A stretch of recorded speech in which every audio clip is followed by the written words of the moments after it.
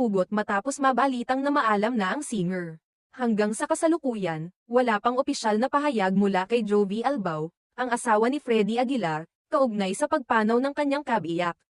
Ang unang nagkumpirma ng kanyang pagyaw ay si Attorney George Briones, ang General Counsel ng Partido Federal ng Pilipinas, kung saan dating National Executive Vice President si Ka-Freddy. Ayon sa ulat, pumanaw si Ka-Freddy ng madaling araw ng ika-27 ng Mayo 2025, sa Philippine Heart Center sanhi ng cardiac arrest. Ilang araw bago ang kanyang pagyaw, nag-post si Jovi sa Facebook upang ipahayag ang kanyang pasasalamat sa mga nag-aalala at nagmamalasakit sa kanilang kalagayan.